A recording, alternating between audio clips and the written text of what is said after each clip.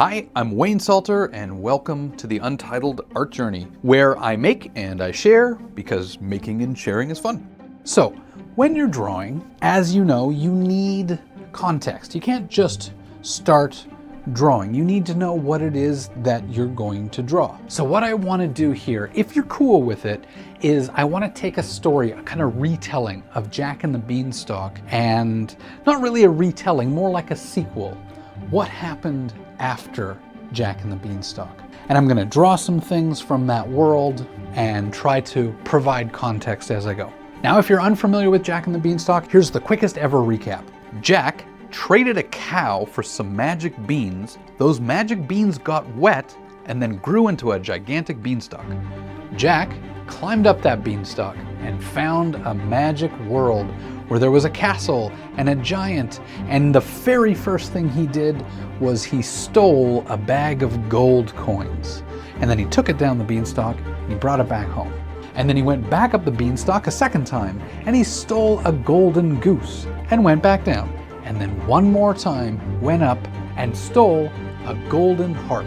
But it was an enchanted golden harp, and it cried out for its master, and it woke up the giant, and the giant chased after him, and he ran down the beanstalk, and he got all the way to the bottom, and he beat the giant there, and then he took an axe. I don't know how he did it with such a small axe, but he chopped down this beanstalk, and the giant fell and died, and Jack was the hero, I guess. But just to recap, he went into their world, stole their gold, stole a golden goose, stole a golden harp, a lot of gold things he stole, and then killed what was probably the protector of those golden artifacts. Yeah, Jack, I won't keep you in suspense, is a bad guy. He's the villain of this story. You see, the night that the golden goose was stolen, it laid one last golden egg before dying because it couldn't survive down here. And then Jack used that egg to obtain godlike powers, and he has now been the ruler of the world for the last 200 years or so. And imagine Jack, clearly morally ambiguous at best going into this whole thing,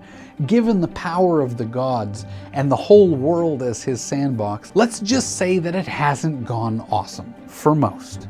Which brings us to this guy on the right.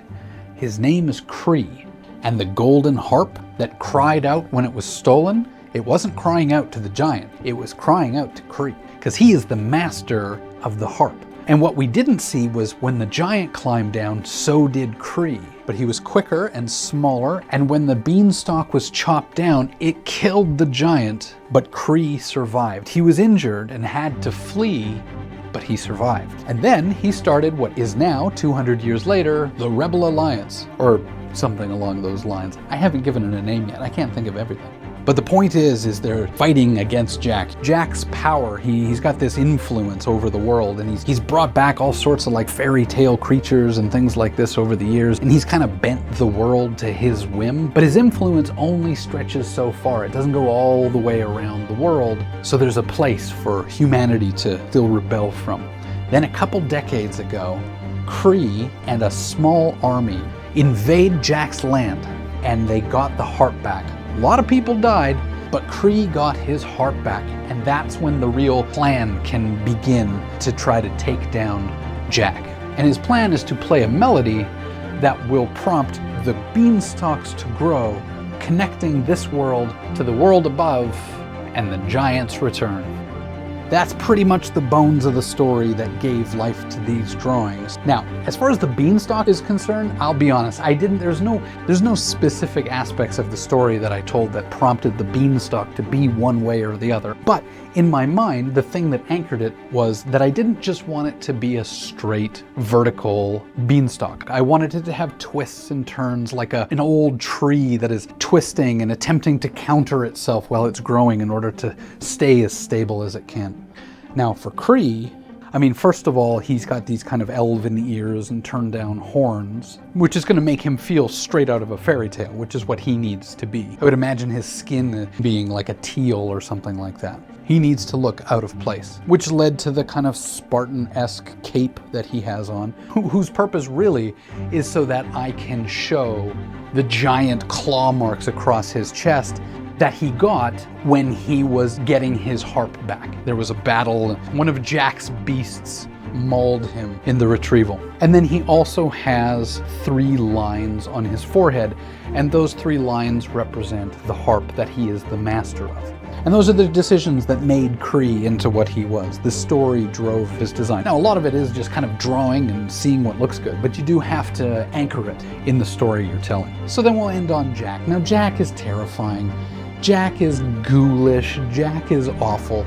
I see him as this kind of Catholic priest figure with this collar around him, which is supposed to represent like an Egyptian pharaoh sort of vibe. And that's how he sees himself. He sees himself as this warrior pharaoh priest who is also kind of turned into Gollum, corrupted by the golden egg. A withered, sunken-eyed husk of the 16-year-old kid who climbed a beanstalk once upon a time. So that was the golden egg. I hope you enjoyed it. If you want to see more like that, comment below. I would happily draw more characters and tell more stories. Like if you liked it, subscribe if you want more. Have a great day. Bye.